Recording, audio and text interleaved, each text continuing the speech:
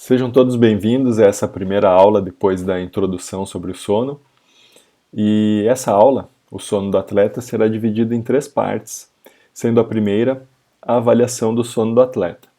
E por que é importante saber avaliar o sono do atleta? É importante não apenas pela gama de funções fisiológicas que o sono desempenha, mas também porque o sono é a principal forma de recuperação da performance esportiva.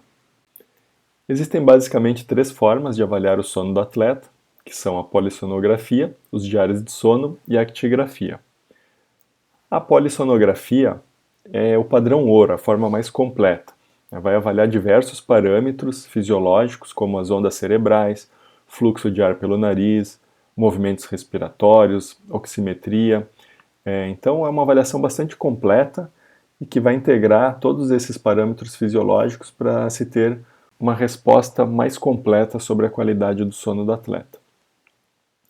A gente vai solicitar uma avaliação desse tipo em poucos casos, né? São casos em que há uma suspeita de doença do sono ou relacionada com o sono, ou naqueles casos em que as intervenções de higiene do sono não trazem a resposta que a gente esperava. Ela demanda de uma equipe especializada e de um laboratório de sono, e tem um custo relativamente alto. Existem também os diários de sono, que são uma forma de tentar objetivar um pouquinho essa avaliação subjetiva, né, do sono que o atleta tem. E eles são de vários tipos, desde diários que vão marcar só o momento que o atleta dormiu até o momento que ele acordou, né? O atleta marca isso todo dia pela manhã, até diários que vão trazer informações mais completas, como a gente verá a seguir. E temos a terceira forma, que é a actigrafia, que nada mais é do que a avaliação de atividades motoras, né? Então, geralmente é um relógio de pulso, mas tem várias formas de actigrafia, tem alguns em forma de anel, e que vão avaliar os movimentos do atleta e correlacionar isso com o estado de sono e vigília.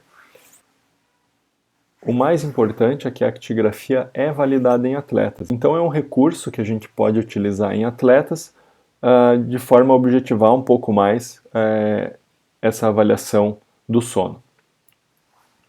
Na actigrafia, os principais parâmetros que a gente usa são o tempo total de sono, que isso é muito importante, talvez seja o parâmetro mais importante aí a se avaliar, e a eficiência do sono. A gente logo vai ver o que é isso. Então essa fórmula aqui da eficiência do sono, ela é o seguinte: SE é a eficiência do sono, eu botei aqui as siglas em inglês porque é a forma que vocês vão encontrar numa busca por artigos científicos.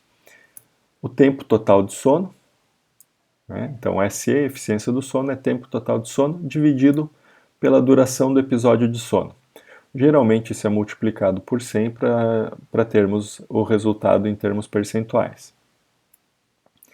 E o que é a duração do episódio de sono? A duração do episódio de sono é o somatório da latência para o início do sono, que é o tempo que o atleta demora para pegar no sono desde o momento que ele tentou dormir até realmente pegar no sono.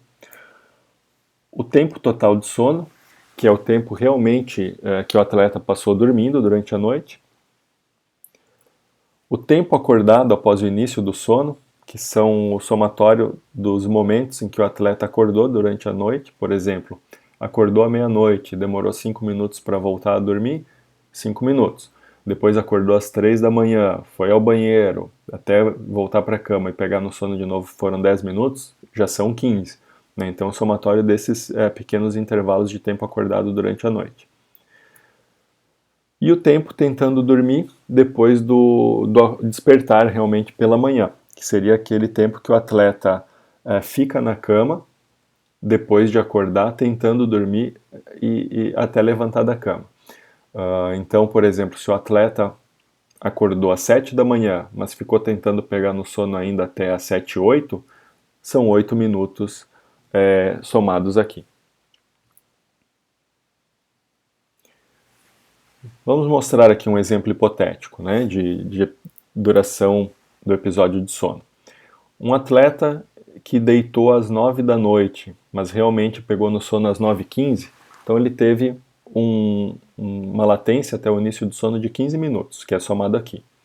Se o tempo total de sono dele durante a noite foi de 480 minutos, aqui está somado.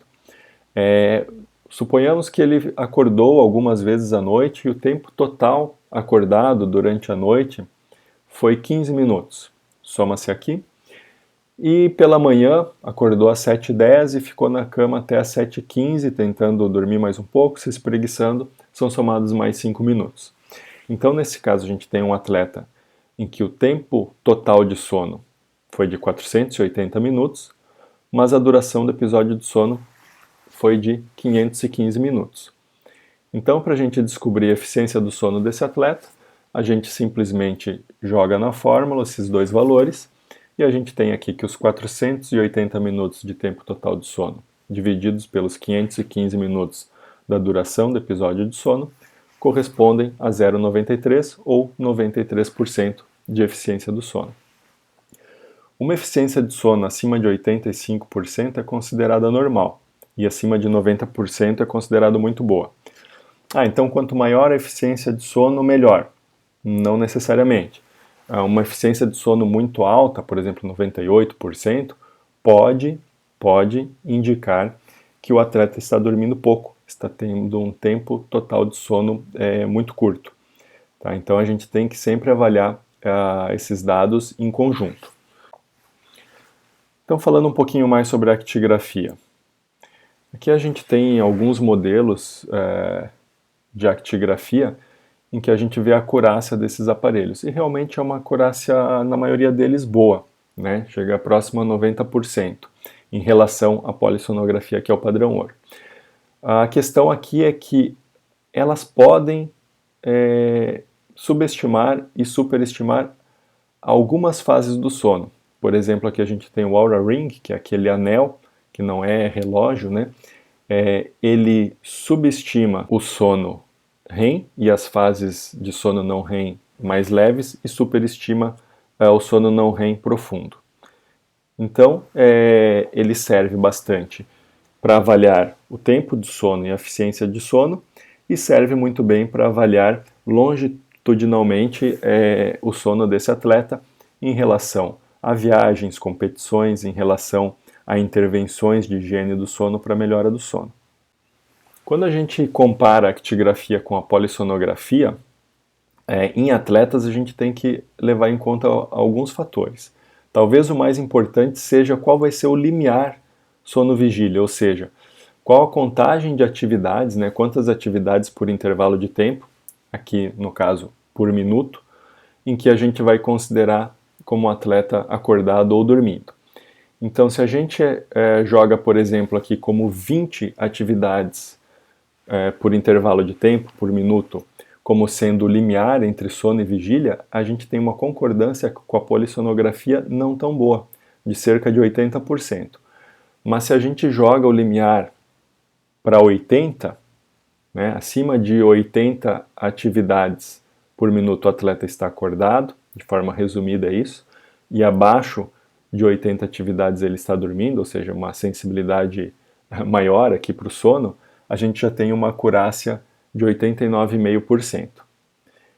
Isso é importante falar por quê? Porque a maioria dos aparelhos não vem com esse limiar, isso tem que ser ajustado. Tá? Por exemplo, aqui esse é um estudo feito com o Respironics, que é o aparelho da Philips, e ele vem ajustado para um limiar de 40, para diferenciar sono e vigília. E para atletas, como mostra aqui na tabela, o ideal é regular isso para 80. A outra forma de avaliar, e uma forma muito simples, né, de avaliar o sono do atleta, são os diários de sono. Então a gente tem vários exemplos de diário de sono, desde aqueles em que são marcados apenas o horário que o atleta foi para a cama, o horário que ele dormiu e o horário que ele acordou, como alguns diários como esse aqui da Sleep Foundation. Esse diário aqui ele vai ser avaliado, vai ser preenchido pela manhã e à tardinha pelo atleta antes de dormir. E pela manhã, os parâmetros principais a serem preenchidos para cada um dos dias da semana são o horário em que o atleta foi para a cama, o horário em que ele tentou e foi dormir, né, que seria a diferença que o atleta pode estar na cama lendo ou assistindo TV, né? Então existe uma diferença entre o horário que ele foi para a cama e o horário que ele tentou dormir. Ah, o tempo que ele demorou para pegar no sono, o horário que ele acordou pela manhã, né? Esse daqui está sendo preenchido na manhã de cada dia, e quantas vezes ele acordou à noite e o tempo que ele ficou acordado nesses episódios. Tá? E também tem uma parte aqui mais subjetiva nesse diário, que seria a qualidade do sono naquela noite, que ele pode anotar como muito ruim, ruim, médio, bom ou muito bom. E aí, no final do dia, né, à noite, ele vai preencher a outra parte desse diário. Também em cada dia da semana ele vai preencher se consumiu cafeína e o horário que consumiu a cafeína, quanto ele consumiu de cafeína. Ele vai preencher se ele fez exercício e qual horário ele fez exercício. Ele vai preencher se ele teve alguma soneca durante o dia e também quanto tempo durou essa soneca. Vai listar as medicações, as vitaminas, os suplementos que ele utilizou durante o dia e também vai anotar nas 2, 3 horas antes de ir para a cama se ele consumiu álcool, se ele tomou água, suco, se ele comeu refeições pesadas. Tudo isso é importante para a gente avaliar, juntamente com o preenchimento que ele fez pela manhã, quais são os fatores que mais influenciam positivamente e negativamente no seu sono.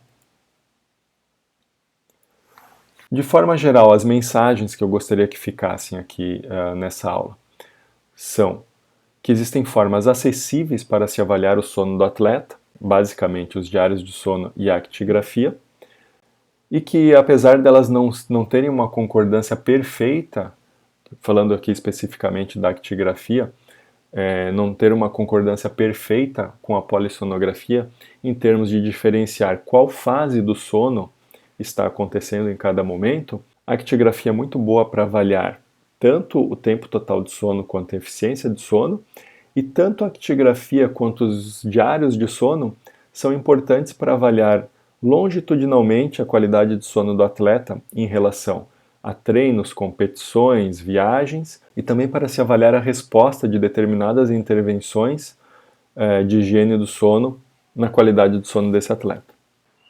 Aguardo você para a segunda parte dessa aula sobre sono do atleta, na qual iremos abordar as recomendações de tempo de sono e contrapô-las à realidade dos atletas. Até lá!